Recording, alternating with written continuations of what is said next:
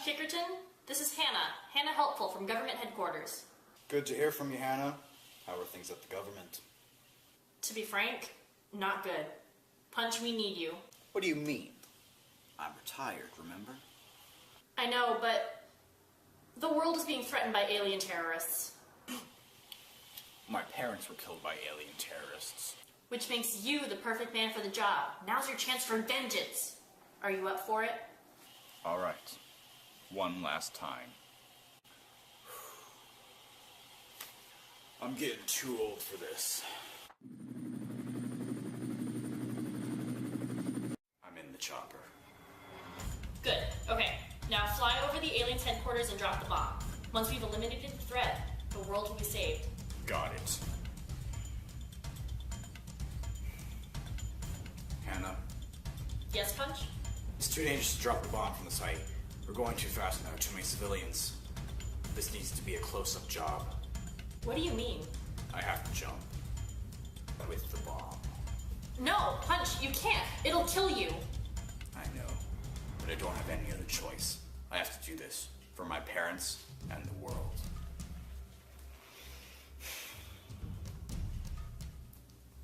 Punch, you were one of the good ones. Don't you worry, Hannah Helpful. I'll be back.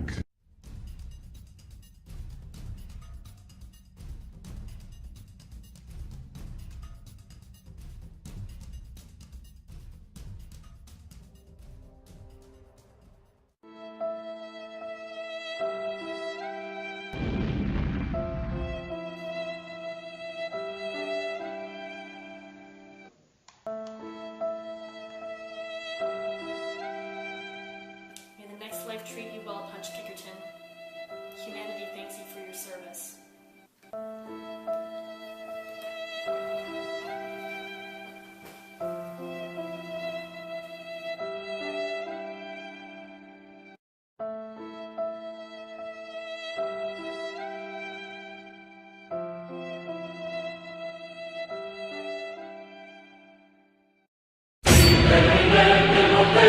Welcome back to the Devil's Kitchen. I'm your host, Gregory Randolph, and today our contestant Kara will attempt to make the perfect dish for a fancy restaurant, using only the smallest of portions.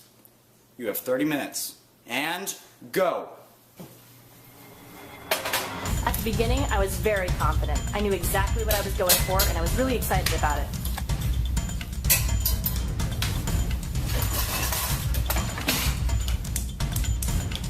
"25 minutes remaining, contestant." I really thought the trick here was to make something simple, but something that tasted like it was complicated. Best of both worlds, you know? I was so preoccupied with the onion, which was making my eyes water, that I forgot to set a timer. That's when I realized, oh shit, something's burning.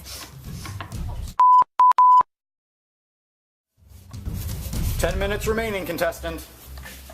At that point, what was I supposed to do? It was too late to start from scratch, so I had to salvage what I could. 30 seconds. My heart was pounding as the time started running out. I mean, this was my last chance. It had to be perfect. 10, 9, 8, 7, 6, 5, 4, 3, 2, 1. Time up, contestants. What have you prepared for me today?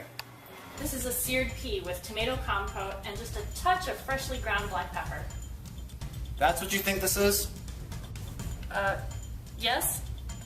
No. I think this is garbage. Ugh. What's the one thing I told you to do at the very beginning of the show? Never. Never forget the onions. And what did you do? Forgot the onions. This dish is more of a disgrace than Shrek the Third. You're off the show.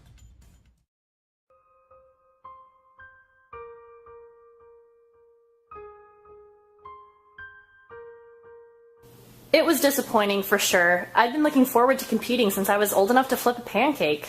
But I'm grateful for the opportunity and I can't wait to see where the next adventure takes me.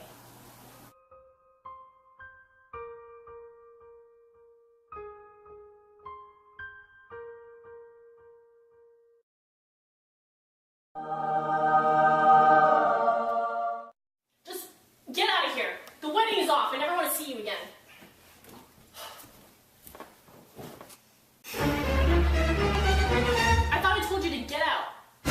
my brother, but you never told me.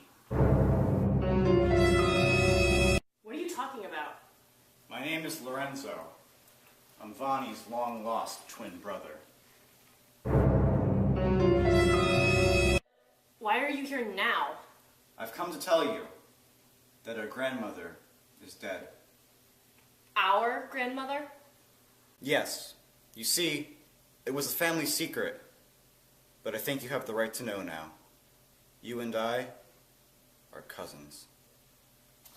You mean I was going to marry my cousin? It happens more often than you think. Oh, God.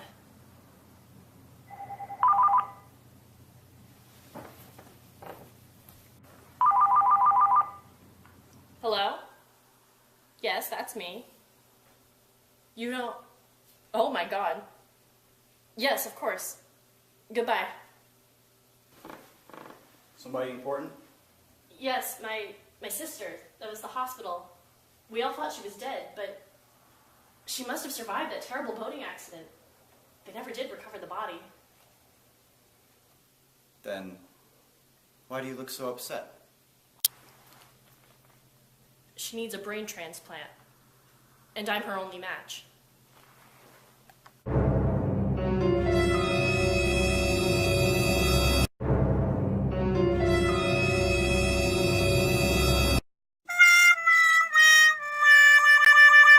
I was mad. Real mad. So mad I could taste it. I spent the last week chasing this big cheese who played me like a sucker. No one plays me for a sucker and gets away with it. I wasn't about to let him escape the big house. I was about to crack this case wide open when this dame ambles in, all in distress.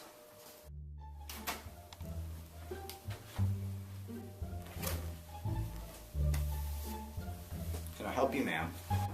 Yes, I think. You're the detective? Jasper Hamilton, private investigator, at your service. What can I do for you? My name's Melissa Fenn. These are pictures from the crime scene involving my sister Gabriella. She was murdered.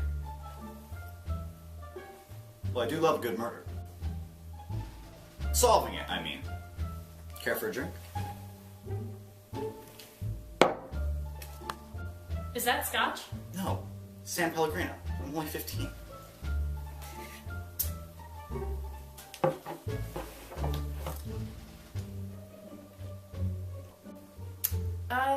Why don't we go back to my house? That's where the murder occurred.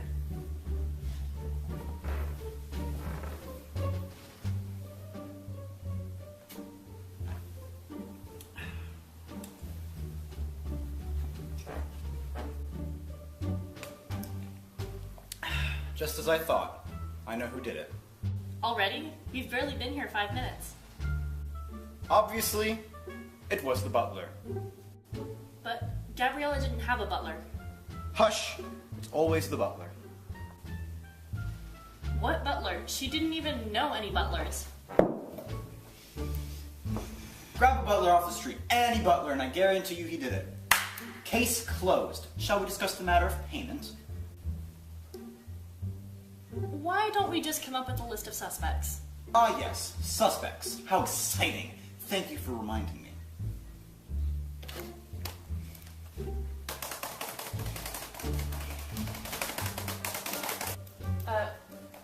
What are you doing? I'm Googling the types of people we should consider suspects.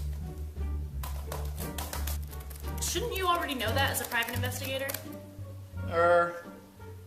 Doesn't hurt to double check. Yeah, we're gonna go with that. Aha! Found something. We should look at our enemies. Anyone who hated Gabrielle could be our killer, obviously. So, is there anyone who hated your sister? Well, she did have a jealous coworker. Yes, of course, obviously, but none of that matters. I know who did it. Oh, yeah? The butler. I've already said this. Are you sure you're qualified for this job? Of course I'm sure. Look at my credentials. They're all on the card. See? Even Sherlock Holmes endorses me. It's all very professional. Sherlock Holmes? But he's fiction. But he would endorse me if he weren't fictional, but the devil's in the details. Where are you going? To hire a real detective. You're fired.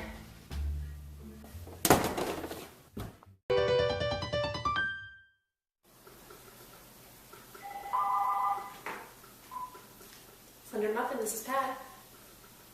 Oh, about the shipments. Yeah, those were supposed to be delivered yesterday. Good news, everybody! Tomorrow is Bring Your Kid to Work Day, which means I want to be seeing a lot of cute, chubby faces around here. Don't worry, I'm not talking about you guys. Well, Pat, you can stand to lose a few. But, Marcus, none of us have kids. Well, rules are rules, so you guys are going to have to get started to see how to find a child before tomorrow morning. Isn't it Bring Your Kid to Work Day, Marcus? Well, yeah, but you know what, Ted? Nobody cares. Nobody cares, Ted. Darn, why don't you just quit already? Don't worry, Marcus. I'll find a child. It'll be the best child the office has ever seen. Well, obviously James is a child, but he's a terrible one since he's a full-grown man. I know you are, but what am I? Pat, get a kid on my to-do list today, would you? Marcus, you don't have to-do lists. Well, then how do I know what I have to do every day? Usually you just don't work. Right. Well, make a to-do list. Who am I going to bring in tomorrow? Well, personally, I'm hoping Marcus allows me to bring in my cats. They're the closest I have to children, and they're much better behaved. Oh, me? I'm just going to bring along this baby doll and see how long it takes Marcus to notice that it's not a real human. He's not what you would call observant. He one time talked to a mannequin for half an hour without realizing it wasn't a human until it got thrown into the back of a garbage truck. After much deliberation, I've decided to take my award-winning beets from Schmidt Farms. Children are a blight on humanity, but vegetables are our future. Oh, I've got a solid plan, a very solid plan. Where does one go when you need a kid? Well, the playground, of course, so I'm gonna drive over and find the loneliest kid I can and cheer up with a nice old lollipop, and then he'll follow me everywhere I go and just hop in my van and then drive him back to the office. What could possibly go wrong?